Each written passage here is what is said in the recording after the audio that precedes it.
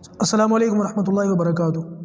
الحمد للہ وحدہ والصلاة والسلام علی من لا نبی بعدہ، اما بعد، اعوذ باللہ من الشیطان الرجیم، بسم اللہ الرحمن الرحیم۔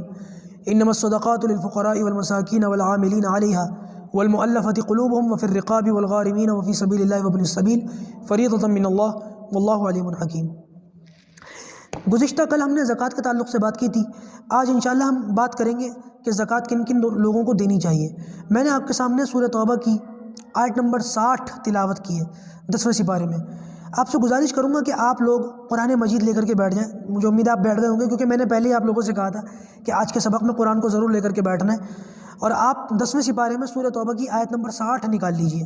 ترجمے والا قرآن تو اور اچھا ہے، کیونکہ آپ کے سامنے تھوڑا سا لکھا ہوا ہوگا، وہ دیکھتے دیکھتے آپ سنیے گا۔ ایک طرف کاپی رکھ لیجئے، ایک طرف قرآن رکھ لیجئے، سامنے موبائل رکھ لیجئے، تو انشاءاللہ آپ کو بہت اچھے طریقے سے سمجھ میں آئے گا۔ تو بات کو زیادہ لمبا نہ چلاتے ہوئے میں سیدھا اپنے اس مدعے پر آتا ہوں کہ کیسے کون سے ایسے لوگ ہیں جن کو زکوٰۃ کی رقم دی جا سکتی ہے۔ شریعت میں 8 لوگوں کو تعین کیا گیا ہے۔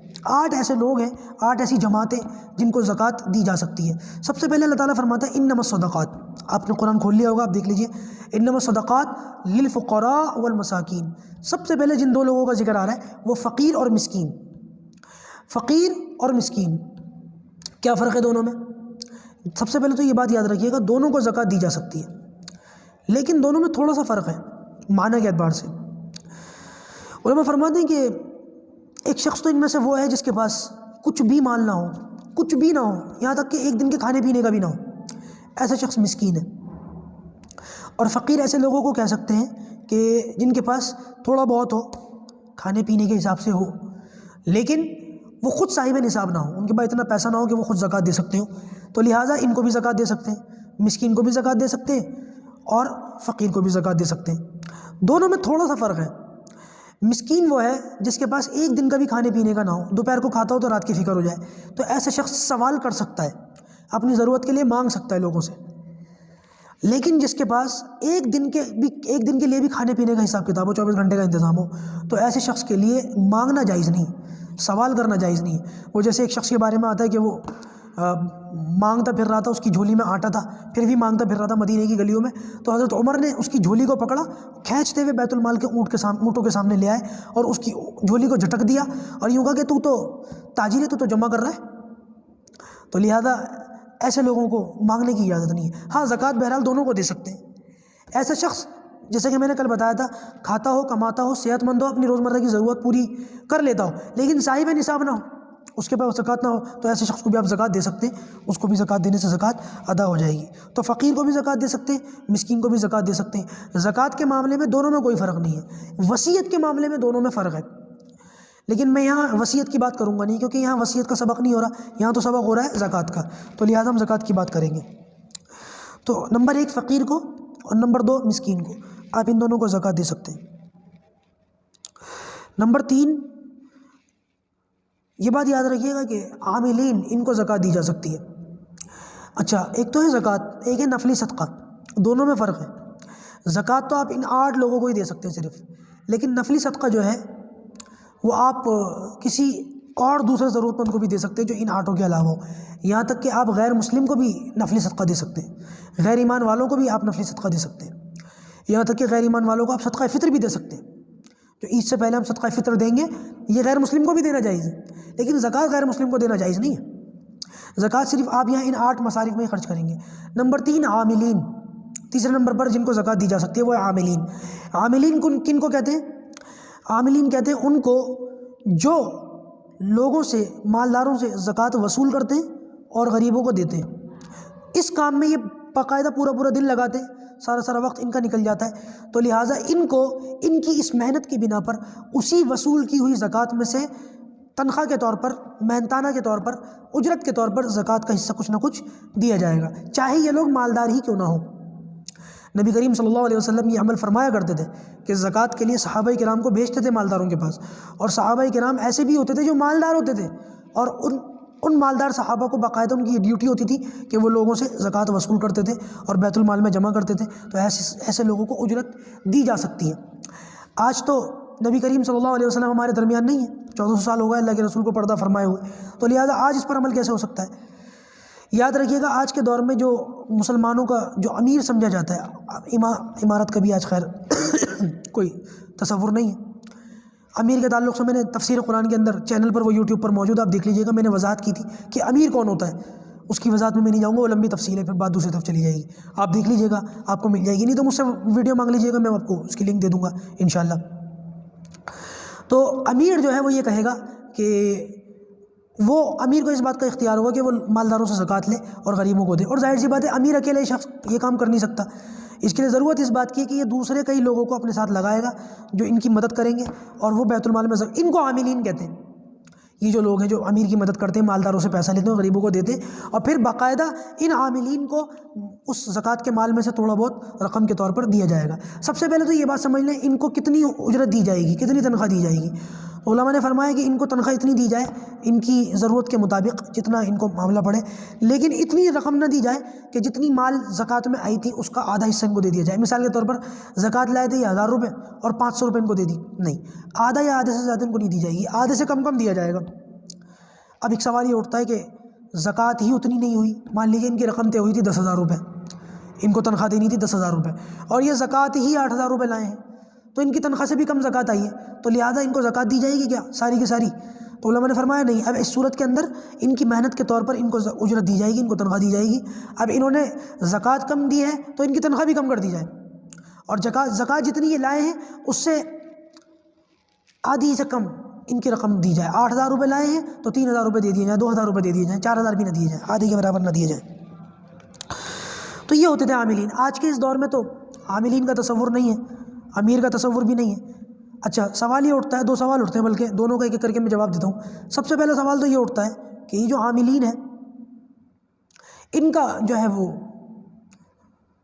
زکوٰۃ کی رقم سے ان کو تنخواہ دی جائے گی، اور یہ واحد ایسا عملہ ہے جن کو زکوٰۃ کی رقم سے تنخواہ دی جاتی ہے، ورنہ زکوٰۃ کی رقم تنخواہ کے طور پر نہیں دی جائے گی کسی غریب کو بھی، کبھی کسی کو نہیں دی جائے گی، صرف ان کو دی جائے گی۔ کیوں دی جائے گی؟ اس لیے کہ یہ غریبوں کے وکیل سمجھے جاتے ہیں، یاد رکھیے گا۔ اب ان کو غریبوں نے وکیل تو بنایا نہیں اپنا، تو یہ غریبوں کے وکیل کیسے ہوگا؟ تو ظاہر سی بات ہے جو امیر ہوتا ہے، مسلمانوں کا امیر المومنین جو ہوتے ہیں، وہ قدرتی طور پر غریبوں کے امیر سمجھے جاتے ہیں، اور یہ عامل جو ہوتے ہیں انہی کے مقرر کیے ہوئے ہوتے ہیں، تو لہٰذا آٹومیٹک یہ غریبوں کے وکیل سمجھے جاتے ہیں، اور ان کو مالدار جب زکوٰۃ دیتے ہیں تو ان کی زکوٰۃ ادا ہو جائے گی۔ یہ بالکل ایسا ہی ہے کہ اگر کوئی شخص کسی کو قرضہ لینا ہو اور کسی کو قرضہ دینا ہو، تو دینے والا اور لینے والا بیچ میں کوئی وکیل بنا لے، تو دینے والا یوں کہے وکیل سے کہ تم یہ پیسے اس کو دے دینا جس کے ہیں، تو جیسے ہی اس نے دے دیے اس کا قرضہ ادا ہو گیا، اور یہ وکیل کے پاس رقم جاتی ہے اس کا قرضہ جو ہے وہ ادا ہو جائے گا، کیونکہ ان کا وکیل سمجھا جاتا ہے۔ لہٰذا ان کو اگر زکوٰۃ دے دی گئی تو زکوٰۃ ادا ہو جائے گی، غریب کے پاس پہنچنے سے پہلے زکوٰۃ ادا ہو جائے گی، اس میں کوئی حرج کی بات نہیں ہے۔ تو لہٰذا یہاں پر یہ سوچنا کہ ان کو جو زکوٰۃ کے طور پر اجرت دی جا رہی ہے تو یہ جائز ہے۔ یہ بالکل ایسا ہی ہے کہ جیسے کوئی غریب شخص، اس کو ہم نے زکوٰۃ دی، اور پھر اس غریب شخص نے اپنا کوئی مقدمہ لڑنے کے لیے کوئی وکیل کیا، اور اس وکیل کو اپنی زکوٰۃ کے پیسوں میں سے جو ہے وہ رقم دی، تو نہ لینے والا زکوٰۃ کی نیت سے دے رہا ہے، نہ لینے والا زکوٰۃ کی نیت سے دے رہا ہے، اس کا معاملہ بھی ایسا ہی ہے۔ تو ایک سوال تو یہ ہے کہ ان کو اس طریقے سے زکوٰۃ کی مد سے جو ہے وہ اجرت دی جا سکتی ہے۔ آٹومیٹکلی یہاں پر ایک بات اور سمجھ میں آ گئی کہ یہ جو مدارس کے سفیر حضرات ہوتے ہیں ان کو زکوٰۃ کی رقم سے اجرت دینا، تنخواہ دینا جائز نہیں ہے۔ کیوں؟ کیونکہ یہ غریبوں کے وکیل نہیں ہوتے، غریبوں نے تو ان کو وکیل بنایا ہوتا نہیں، لہٰذا یہ غریبوں کے وکیل نہیں ہیں۔ اور دوسرا، کوئی امیر المومنین نہ ہونے کی وجہ سے یہ امیر المومنین کے ماتحت بھی نہیں سمجھے جاتے، لہٰذا غریبوں کے وکیل ہونے کی دو شکلیں ہیں اور دونوں شکلیں نہیں پائی جا رہی، تو لہٰذا یہ امیروں کے وکیل نہیں ہیں، یہ تو مالداروں کے وکیل ہیں، مالداروں سے پیسہ لے کر پھر غریبوں تک یا مدارس تک پہنچاتے ہیں، لہذا جو بھی یہ رقم وغیرہ لیتے ہیں اس رقم سے ان کو اجرت دینا جائز نہیں ہے۔ اور ویسے بھی یہ مالداروں کے وکیل ہونے کی وجہ سے ان کے پاس رقم آنے تک زکوٰۃ ادا نہیں ہوگی جب تک کہ انہوں نے جس مصرف کے لیے زکوٰۃ لی ہے جب تک اس مصرف تک یہ پہنچا نہ دیں۔ غریب کے وکیل تک زکوٰۃ پہنچنے سے زکوٰۃ ادا ہو جائے گی، ان مالداروں کے وکیل تک زکوٰۃ پہنچنے سے زکوٰۃ ادا نہیں ہوگی جب تک کہ اپنے مصرف میں یہ پہنچا نہ دیں۔ اس کا بڑا خیال رکھنے کی ضرورت ہے۔ دوسری بات یہ یاد رکھیے گا، دوسرا سوال جو پیدا ہوتا ہے وہ یہ کہ دین کے کاموں پر اجرت لینا تو جائز نہیں ہے، اعتکاف کرنا، قرآن خوانی کرنا، ان پر تو زکوٰۃ لینا جائز نہیں ہے، تو لہٰذا یہ بھی تو دین کا کام ہے کہ مالداروں سے پیسہ لے لیا اور غریبوں کو دے دیا، تو اس پر زکوٰۃ لینا کیسے جائز ہوا؟ تو یاد رکھیے گا، عبادتیں دو طرح کی ہوتی ہیں، ایک ہوتی ہے فرض عین اور ایک ہوتی ہے فرض کفایہ۔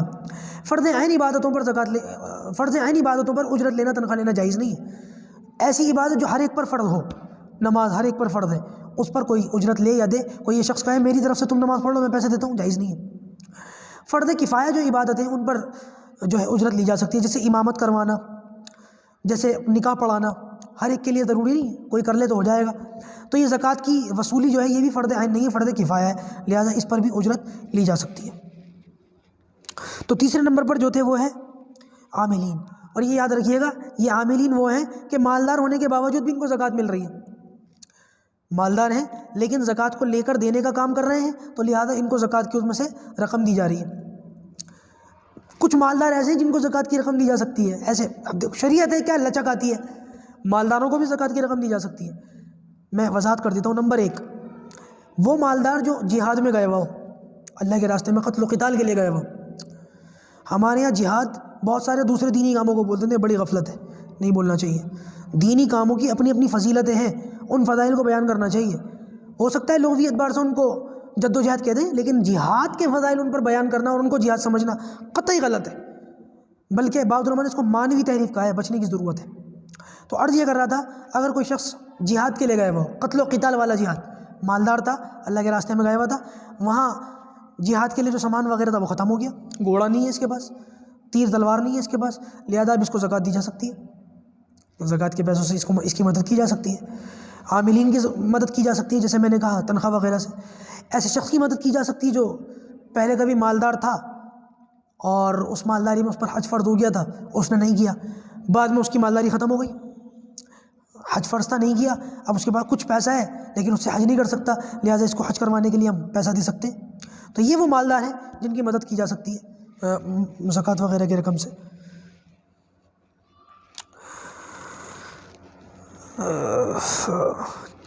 چوتھے نمبر پر جو ہے وہ والمؤلفۃ القلوب، چوتھے نمبر پر جو ہے جن کو زکوٰۃ کی رقم دی جاتی تھی وہ مؤلفۃ القلوب ہوتے تھے۔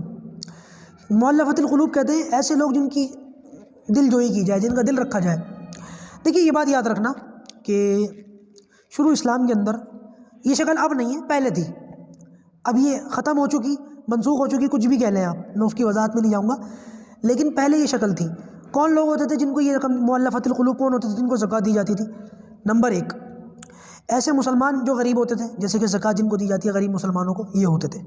نمبر 2، نئے مسلمان، مالدار ہوتے تھے لیکن ابھی تازہ تازہ اسلام قبول کیا ہوتا تھا، تو لہٰذا ایسے لوگوں کے دلوں میں ایمان رچ بس جائے، ایسے لوگوں کو شروع میں زکوٰۃ کی رقم دے دی جاتی تھی۔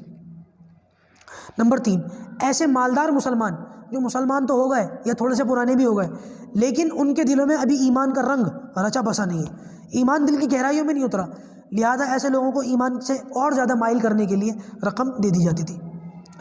ایسے قبیلوں کے سردار، اس زمانے میں قبائل ہوتے تھے اور قبیلوں کے سردار ہوتے تھے، اور سردار عام طور سے مالدار ہوتے تھے، دنیاوی اعتبار سے بڑے ہوتے تھے، تو ایسے قبیلوں کے مالداروں کو بھی زکوٰۃ کی رقم دے دی جاتی تھی کہ ان کے قبیلے کے لوگ جو ہے وہ ابھی تازہ ایمان لے کر کے آئے ہیں، تاکہ اور ان کو دین سے مائل کرنے کے لیے ان کو زکوٰۃ کی رقم دے دی جاتی تھی تاکہ وہ اپنے لوگوں میں خود بانٹ دیں۔ ایسے غیر ایمان والے کافر کہ جو غریب ہوتے تھے، کافر ہوتے تھے لیکن مسلمان نہیں ہوتے تھے، ایمان نہیں لاتے تھے، ان کو بھی زکوٰۃ کی رقم دے دی جاتی تھی تاکہ ان کا بھی دین اسلام کی طرف کچھ میلان ہو، کچھ ان کو جو ہے اس طرف آنے کا جو ہے شوق پیدا ہو کہ اچھا بھائی ہم تو ان سے کوئی تعلق نہیں ہے پھر بھی ہماری مدد کر رہے ہیں۔ کچھ ایسے غیر ایمان والوں کو بھی زکوٰۃ کی رقم دے دی جاتی تھی جو مطلب غریب نہیں ہوتے تھے، ضرورت مند نہیں ہوتے تھے، اور ان کو توڑنا بڑا مشکل ہوتا تھا، نہ وہ قتل و قتال سے ٹوٹتے تھے، نہ ان کے اوپر کوئی سختی کر لو، تشدد کر لو، کسی طریقے سے اونچا لہجہ کر لو، ان کی سمجھ میں نہیں آتا تھا، لیکن ان کے ساتھ احسان کا معاملہ کر لو تو وہ نرم ہو جاتے تھے، تو لہٰذا ان کے ساتھ حسن سلوک کرنے کی وجہ سے ان کو بھی زکوٰۃ دے دی جاتی تھی۔ نبی کریم صلی اللہ علیہ وسلم تو یہ چاہتے تھے کہ مخلوق میں سے جتنے لوگ ہیں وہ زیادہ سے زیادہ ایمان لے کر کے جنت کی طرف آ جائیں، لہٰذا اللہ کے رسول صلی اللہ علیہ وسلم یہ کام فرمایا کرتے تھے کہ زیادہ سے زیادہ لوگوں کو جو ہے وہ زکوٰۃ دے دیا کرتے تھے تاکہ لوگ جو ہے، اب یہ شکل ختم ہو چکی۔ اب دیکھیے گا یہ 4 مصارف میں نے بتائے، فقراء، مساکین، عاملین، مؤلفۃ القلوب، یہ 4 تو وہ ہیں جن کا درجہ کم ہے، اب جو باقی کے 4 آ رہے ہیں ان کا درجہ بڑا ہے اور ان کی ضرورت پہلے ہوتی ہے، ان کا خیال زیادہ رکھنا چاہیے۔ اب جن 4 کو میں بتا رہا ہوں کون ہے، سب سے پہلے آتا ہے وفر رقاب۔ علماء نے فرمایا کہ رقاب کہتے ہیں اس کو، رقاب رقبہ کی جمع ہے، رقبہ کہتے ہیں گردن کو۔ رقاب عام طور سے شریعت کے اندر ان کو کہا جاتا ہے کہ جن کی گردن کسی اور کی غلامی میں ہو، کسی اور کے ہاتھ میں ہو، یعنی کہ غلاموں کو۔ یہاں پر بہت سارے علماء کا خیال یہ ہے کہ رقاب کہتے ہیں ایسے غلاموں کو کہ جن کے مالکوں نے ان سے یہ کہا ہو کہ کچھ رقم تم ہمیں دے دو کما کر لا کر اور تم آزاد ہو۔ اس زمانے میں یہ کانٹریکٹ ہوتا تھا مالکوں کے بیچ میں، غلاموں کے ساتھ، مالکوں کے ساتھ اور غلاموں کے ساتھ، ان کے بیچ میں ہوتا تھا یہ کہ وہ کہتے تھے ہمیں آزاد کر دیجیے، اور مالک کہتے تھے کہ تم آزاد ہونا چاہتے ہو تو اتنی اتنی رقم لا کر کے تم ہمیں دے دو۔ تو وہ مزدوری کرتے تھے، محنت کرتے تھے اور پیسہ جمع کرتے تھے، اور وہ پیسہ جمع کر کے مالک کو دے دیا کرتے تھے، پھر آزاد ہو جاتے تھے۔ تو یہی معاملہ ان کا تھا، ان کا ہے۔ شریعت کہتی ہے کہ ایسے غلام کہ جن کو جو ہے ان کے مالک کہتے ہیں کہ تمہیں ہم آزاد کر دیں گے، بس شرط یہ ہے کہ تم ہمیں اتنا اتنا پیسہ کما کر کے لا کر کے دے دو، تو ان لوگوں کو زکوٰۃ کی رقم سے مدد کرنا، ان لوگوں کو زکوٰۃ دے دینا کہ بھائی تم جو ہے وہ اپنے مالک کو پیسہ دے دو تو تم آزاد ہو جاؤ گے۔ لیکن یہاں پر بہت سارے علماء کا خیال ہے کہ ان کو زکوٰۃ دینے سے زکوٰۃ ادا نہیں ہوگی۔ حالانکہ ابھی یہ غلام وغیرہ کا تصور ختم ہو چکا ہے، پہلے تھا اب نہیں ہے، لیکن عن قریب یہ دور آنے والا ہے، دوبارہ آئے گا، کیونکہ جمہوریت کے نام پر جو بیوقوف بنایا ہے نا آج دنیا والوں کو ان سیاست دانوں نے، اس کی ہنڈیاں 20 سڑک پر پھوٹی ہے، اور بہت جلد یہ سسٹم ختم ہو جائے گا، مجھے یقین ہے انشاءاللہ خلافت آئے گی، انشاءاللہ خلافت آئے گی۔ جاگتی ہوئی آنکھوں سے سپنے نہیں دکھا رہا ہوں آپ کو، انشاءاللہ خلافت آئے گی بہت جلد، عن قریب اللہ کے کچھ بندے اٹھیں گے جو نبی کریم صلی اللہ علیہ وسلم والا نظام دنیا کے اندر لائیں گے۔ تو یہ جو غلام اور باندیوں والا معاملہ تھا یہ اس نظام کے ساتھ جڑا ہوا تھا، یہ نظام دوبارہ آئے گا تو یہ غلام اور باندیوں کا تصور بھی ہو سکتا ہے دوبارہ آ جائے۔ تو عرض یہ کر رہا تھا کہ علماء نے فرمایا کہ ان لوگوں کو زکوٰۃ دینے سے زکوٰۃ ادا نہیں ہوگی۔ کیوں؟ پہلی بات تو یہ ہے کہ جب یہ لوگ اپنے اس مالک کو پیسہ دیں گے تبھی تو آزاد ہوں گے، اور زکوٰۃ دی جاتی ہے مستحقین کو، اور وہ جو مالک ہے وہ مستحق ہوتا نہیں ہے، لہٰذا جب مستحق کو زکوٰۃ دی نہیں تو زکوٰۃ ادا ہوئی نہیں۔ اور اگر اس کو زکوٰۃ دیں گے کہ بھائی تو لے لے، تو اپنے مالک کو دے دے، تو ظاہر سی بات ہے جب کوئی شخص کسی کا غلام ہوتا ہے اور غلام کو ہم کوئی چیز دیتے ہیں تو وہ چیز اس غلام کی نہیں اس مالک کی سمجھی جاتی ہے، تو آٹومیٹکلی یہ چیز اس مالک کی ہو گئی، تو لہٰذا اس کو دینے سے بھی زکوٰۃ ادا نہیں ہوئی اور مالک کو دینے سے بھی زکوٰۃ ادا نہیں ہوئی، تو لہٰذا زکوٰۃ ادا ہی نہیں ہوگی۔ بہت سارے علماء کا یہ خیال ہے۔ تو یہاں پر علماء کہتے ہیں کہ نہیں، عام غلاموں کو بھی آپ دے دیں تو زکوٰۃ ادا ہو جائے گی، اور ان کو بھی دیں گے تو زکوٰۃ ادا نہیں ہوگی، لیکن اس کا سلسلہ جو ہے وہ ختم ہو چکا ہے، لہٰذا اس میں بحث میں پڑھنے کی ضرورت نہیں ہے۔ چھٹے نمبر پر وہ ہے غارم والغارم۔ غارم کہتے ہیں ایسا شخص جس کے پاس تھوڑا بہت پیسہ تو ہو لیکن اس پیسے سے زیادہ اس کے پاس قرضہ ہو، بیچارہ کچھ مال تو ہے اس کے پاس لیکن اتنا مال نہیں ہے جتنا اس کو قرضہ دینا ہے، اور ہر وقت اس کو یہ فکر رہتی ہے قرض دار آ کے دروازہ بجا دیں گے۔ اب جو مان لیجیے اس کے پاس 5000 روپے لیکن قرضہ اس کے پاس 50,000 روپے، کیا کرے گا یہ؟ تو لہٰذا ایسے شخص کی بھی ہم زکوٰۃ سے مدد کریں، اس شخص کو جو ہے دینا چاہیے۔ اب آپ اندازہ لگائیں جو پہلے 4 شخص تھے ان دونوں کی ضرورت اس سے زیادہ ہے یا نہیں؟ ایسا غلام جس کو آزاد ہونا ہو یا ایسا شخص جس کو اپنے قرض سے نجات پانی ہو، تو لہٰذا یہاں پر جو پہلے 4 مصارف تھے ان کو لام کے ساتھ ذکر کیا اللہ تعالیٰ نے، للفقراء والمساکین والعاملین علیہا والمؤلفۃ قلوبہم، لیکن یہاں پر یہ جو بات کے 4 ہیں ان کو فی کے لفظ کے ساتھ ذکر کیا اللہ تعالیٰ نے، وفی الرقاب والغارمین، اور پھر وفی سبیل اللہ وابن السبیل، دوبارہ فی آیا۔ فی یعنی کہ ان کو ایک طریقے سے ظرف کی طرح سے سمجھ لیں، برتن کی طرح سمجھ لیجیے ان 4 کو، کہ انہی کے اندر زکوٰۃ کو ڈال کے ان کو بھر دو، ایک طریقے سے ان کو اتنی زکوٰۃ دو کہ ان کو بالکل نکال دو ان کی غربت سے، ان کی ٹینشن ختم کر دو۔ تو چھٹے نمبر پر جو ہے غارم، کسی کا قرض ادا کرنا، اور 7ویں نمبر پر ہے وفی سبیل اللہ، اللہ کے راستے میں۔ اللہ کے راستے میں 2 طرح کے لوگ مراد ہیں۔ علماء نے فرمایا کہ نمبر 1 تو وہ جیسے کہ میں نے تھوڑی دیر پہلے کہا کہ جس کے پاس کچھ مال تھا، اتنا مال تھا کہ حج فرض ہو گیا لیکن اس نے غفلت میں اس حج کو ادا نہیں کیا، یا کسی بھی وجہ سے حج ادا نہیں کیا، غریب ہو گیا، اب یہ حج کرنا چاہتا ہے اور حج فرض تھا اس پر لیکن اب اس کے پاس اتنا مال نہیں ہے کہ یہ جو ہے وہ حج کر لے، تو لہٰذا ایسے شخص کو پیسہ دے کر حج کروانا یہ ڈبل ثواب والا کام ہے۔ کیوں؟ اس میں آپ کی زکوٰۃ بھی ادا ہو رہی ہے اور ایک دینی عمل بھی زندہ ہو رہا ہے۔ اسی طریقے سے ایسا شخص جو طالب علم ہے، دین حاصل کرنا چاہتا ہے، کتابیں پڑھنا چاہتا ہے، عالم بننا چاہتا ہے اور عالم بن کے لوگوں میں علم عام کرنا چاہتا ہے لیکن اس کے پاس اتنا پیسہ نہیں ہے، تو لہٰذا ایسے شخص کو، طالب علم کو آپ پیسہ دیں تاکہ وہ اپنی کتاب لے کر کے آئے، کاپیاں لے کر کے آئے، دینی تعلیم حاصل کرے یا اس کے کھانے پینے میں خرچ کریں آپ۔ تو لہٰذا یہ وفی سبیل اللہ یہ وہ عمل ہے کہ ان میں زکوٰۃ دینے کا ڈبل ثواب ہے۔ کیوں؟ کیونکہ یہاں پر آپ زکوٰۃ بھی ادا کر رہے ہیں اور دینی احکام بھی زندہ ہو رہے ہیں، دینی اعمال بھی زندہ ہو رہے ہیں، تو لہٰذا اگر وفی سبیل اللہ آپ مدارس وغیرہ پر دیں گے، طلبہ کو دیں گے تو آپ کا ڈبل ثواب ہے، یا ایسے آدمی کو آپ حج کرا دیں گے تو آپ کا ڈبل ثواب ہے۔ یہاں پر بہت سارے لوگوں نے جو یہ کہتے ہیں کہ نہیں قرآن تو بہت آسان ہے، قرآن کو سامنے رکھ کر اپنی عقل سے پڑھ لو، خود سمجھ لو، عالموں کی ضرورت نہیں، استاد کی ضرورت نہیں، ٹیچر کی ضرورت نہیں، حتیٰ کہ صحابہ کی ضرورت نہیں، معاذ اللہ، ہم تو خود سمجھ لیں گے۔ ایسے متجدد لوگ ہیں آج کے دور میں، بہت سارے متجدد، اور انہوں نے دین کا جنازہ نکال کر رکھ دیا۔ کہتے ہیں کہ قرآن حدیث بہت آسان ہے، اپنی مرضی سے قرآن مجید کو سامنے رکھ کر اپنی عقل کے مطابق عمل کر لو، سمجھ لو، اور جو سمجھ میں آئے اس پر عمل کر لو۔ تو انہوں نے یہ کہا کہ وفی سبیل اللہ سے مراد یہاں پر کوئی خاص مصرف نہیں ہے، بلکہ کچھ بھی ہے، کوئی بھی وہ کر لو، پل بنا لو، نہر کھود لو، راستے بنا لو، مسجد بنا لو، مدرسہ بنا لو، یتیم خانوں میں دے دو، شفا خانوں میں دے دو، اسکولوں میں دے دو، ہاسپٹلز میں دے دو، کہیں پہ بھی دے دو، وفی سبیل اللہ تو عام ہے، زکوٰۃ کہیں بھی دے دو ادا ہو جائے گی۔ تو میں ان سے پوچھنا چاہتا ہوں کہ اگر وفی سبیل اللہ سے مراد یہی ہوتا کہ زکوٰۃ کہیں بھی دے دو، تو اللہ تعالیٰ یہاں پر 8 مصارف کو خاص کیوں کرتا؟ پھر یہ جو 8 مصارف میں بتا رہا ہوں، یہاں پر ان کو خاص کرنے کی ضرورت ہی کیا رہ جاتی؟ معاملہ ہی ختم ہو گیا، کہیں بھی دے دو زکوٰۃ ادا ہو جائے گی؟ یہ نہیں ہے۔ اور نبی کریم صلی اللہ علیہ وسلم نے ایک موقع پر فرمایا تھا کہ زکوٰۃ کے مصارف کو چننے کا حق صرف اللہ تبارک و تعالیٰ کو، یہ نبیوں کو بھی حق نہیں ہے۔ پھر معاذ اللہ نبی کریم صلی اللہ علیہ وسلم کی اس بات کو کوئی مطلب رہ جاتا؟ اللہ معاف کری، یہ بات تو جھوٹی ہو جاتی پھر، اور نبی کریم صلی اللہ علیہ وسلم جھوٹ بولے، ایسا ہو سکتا ہے؟ استغفر اللہ، حاشا وکلا، ہرگز ایسا نہیں ہو سکتا۔ آپ لوگوں کو سوچنا چاہیے اس طریقے کی بات کرتے ہوئے۔ میں ان لوگوں سے کہہ رہا ہوں جو ایسی باتیں کرتے ہیں۔ تو وفی سبیل اللہ سے مراد عام نہیں ہے، پل بنانا اور نہریں کھودنا عام نہیں ہے۔ مسجدوں وغیرہ میں تو ویسے بھی زکوٰۃ نہیں دی جا سکتی۔ آپ کسی یعنی علماء نے جو فرمایا نا، عام یہی ہے۔ آپ تفسیر ابن کثیر اٹھا کر کے دیکھیں، آپ امام جساس کو دیکھیں، آپ علامہ زمخشری کو دیکھیں، ان علماء کو پڑھیں، ان مفسرین کو دیکھیں، تفسیر ابن عباس دیکھیں، ان لوگوں نے کیا کیا لکھا ہے، ان لوگوں نے کیسا سمجھایا ہے۔ وفی سبیل اللہ کا یہی مطلب سمجھا ان لوگوں نے جو آپ سے سمجھا۔ اگر ان لوگوں نے نہیں سمجھا تو آپ پر نیا دین آیا۔ اللہ کے واسطے اس طریقے کی باتیں نہ کریں۔ تو 7ویں نمبر تھا وفی سبیل اللہ، اللہ کے راستے میں، اور میں نے بتا دیا اللہ کے راستے میں کون ہے۔ ابھی فرمایا وابن السبیل 8ویں نمبر پر، یعنی کہ وہ شخص جو بیچارہ سفر میں ہو، اور سفر میں ہونے کی وجہ سے اس کے پاس اتنا پیسہ تھا نہیں تھا، مطلب یہ آیا تھا اندازہ لگا کے کتنا پیسہ لے کر کے چلنا ہے، اور اس کا اندازہ غلط ثابت ہوا، پیسہ ختم ہو گیا۔ یہ ختم نہیں ہوا، بیچارے کا چوری ہو گیا۔ ہوتا ہے نا، بہت سارے لوگ سفر میں ہوتے ہیں، ٹرین وغیرہ میں جیب کٹ جاتی ہے، رستوں میں جیب کٹ جاتی ہے، اور بہت سارے ایسے لوگ ہوتے ہیں جو اپنے گھر کے لاکھوں کروڑوں پتی ہوتے ہیں، مالدار ہوتے ہیں، لیکن سفر میں پریشان ہو جاتے ہیں، پھنس جاتے ہیں۔ تو ایسے لوگوں کو بھی زکوٰۃ دے سکتے ہیں آپ، حالانکہ مالدار ہیں، اپنے گھر کے چودھری ہیں، لیکن سفر میں ان کو پریشانی ہے، تو لہٰذا ان کو آپ راستے میں جو ہے زکوٰۃ دے سکتے ہیں، ان کی مدد کر سکتے ہیں زکوٰۃ کے ذریعے سے، تاکہ یہ اپنے ٹھکانے پر واپس لوٹ جائیں، ان کی مدد ہو جائے، اور یہ اپنے گھروں پر جا کر کے آرام سے اپنا جو ہے معاملہ کر لیں۔ آج کل تو پے ٹی ایم کا دور ہے۔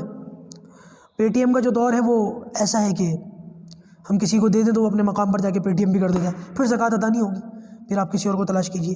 یہاں پر ایک بات یاد رکھیے گا، ہمارے یہاں پر، کیونکہ میں پرانی دلی کا رہنے والا ہوں، میں نے تو روزانہ یہ منظر دیکھا ہے ہماری جامع مسجد کے اندر اور باہر بھی۔